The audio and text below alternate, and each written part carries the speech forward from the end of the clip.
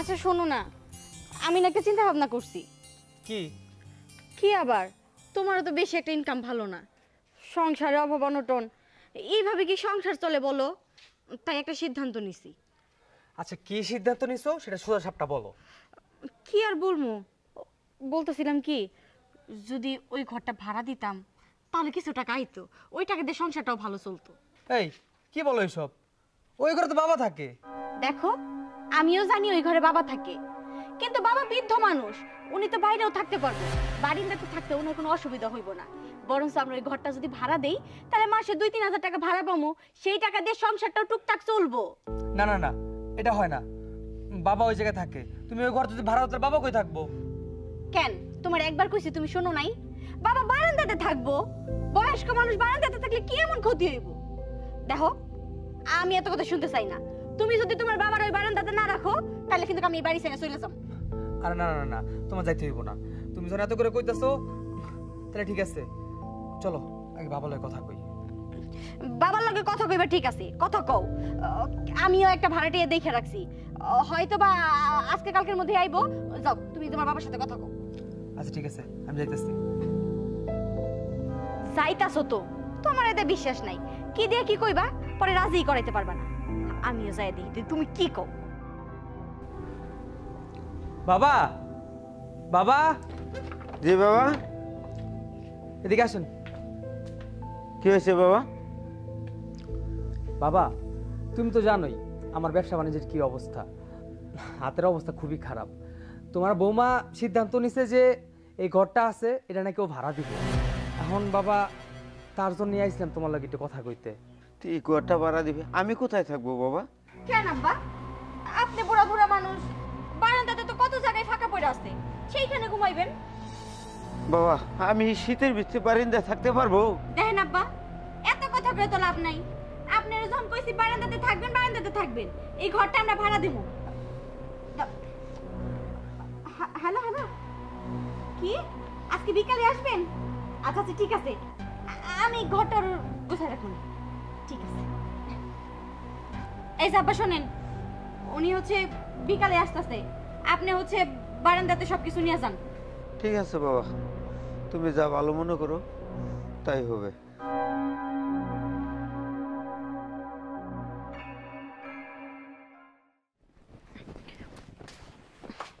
এই যে শোনেন, আপনার একটা কথা কইতেছি। বলো।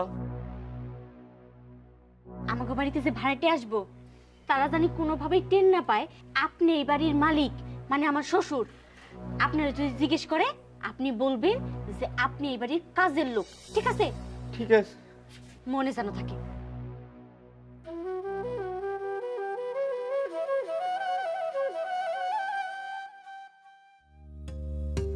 সাবধানে আসো, আসো আসো সাবধানে।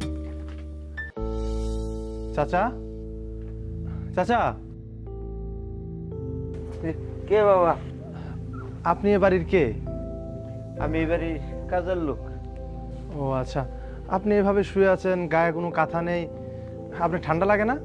কাজের লোকের আবার শীত ঠান্ডা এভাবেই চলবে। আচ্ছা যাই হোক চাচা, আমরা এই বাসাটা ভাড়া নিয়েছি। আপনি একটা কাজ করবেন, আমার স্ত্রী তো অনেক অসুস্থ, আপনি সকাল সন্ধ্যা আমার বাসাটা একটু পরিষ্কার রাখবেন শুধু, আমি অফিসে যাই তো। এই যে নেন।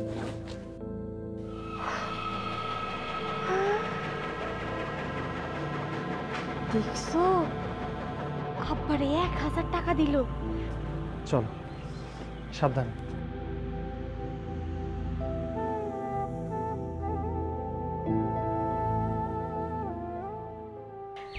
শোনো না, 1000 টাকা যেমনি হোক আমি নেওয়া লাগবো। ঠিক আছে চলো। চলো।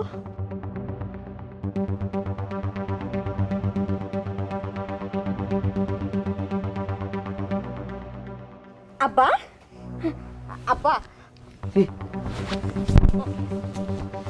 কি বৌমা? শোনো,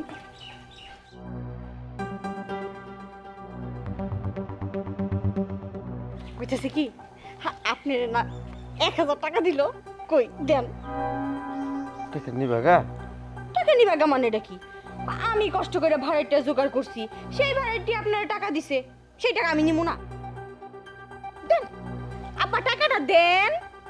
বাহ বাহ বাহ বাহ, খুব ভালো, যা ভেবেছিলাম তাই। আরে আপনি কি বলছেন? উনি হচ্ছে আমাদের বাসার কাজের লোক। চুপ। টাকা একদম চুপ। আর ভাই, আপনার সামনে আপনার বউ আপনার জন্মদাতা বাবাকে কাজের লোক বলছে, আপনার ন্যূনতম লজ্জা করছে না?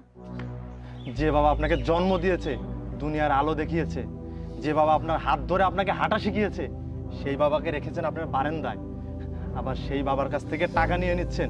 আমি বকশিশ দিয়েছি সেই টাকাটা, আপনি চুপ করে দাঁড়িয়ে আছেন। আপনি কি ছেলে না অন্য কিছু? বাবা সারা জীবন কষ্ট করে আপনাকে এই বাড়ি করে দিয়েছে, ধন দৌলত যা আছে সবকিছু আপনার জন্য করে দিয়েছে, আর সেই বাবাকে ঠান্ডায় রেখেছেন, বাইরে গায়ে কোনো কাঁথা নেই। আপনারা ছেলে নামের কলঙ্ক। থ্যাঙ্কস গড আমার বাবা অনেক আগে চলে গেছে। আর আপনাকে বলি, আপনাদের মতো কিছু মেয়েদের জন্য না এই সমাজ সংসার নষ্ট হয়ে যাচ্ছে। ভাই ভাবি, আপনাদের উদ্দেশ্যে একটা কথা বলি শোনেন। আপনারা আজকে বুঝতে পারছেন না, জন্মদাতা বাবাকে বাইরে রেখেছেন, কষ্ট দিচ্ছেন। একটা সময় আসবে তখন আপনারাও বুড়ো হবেন, আপনাদেরও বাচ্চা কাচ্চা হবে, তখন তারা যদি আপনার সাথে এই খারাপ ব্যবহার করে, তারা যদি আপনাদেরকে বাইরে না রেখে বৃদ্ধাশ্রমে রেখে আসে, তখন আপনারা কি করবেন? একটা বড় ভেবে দেখেছেন?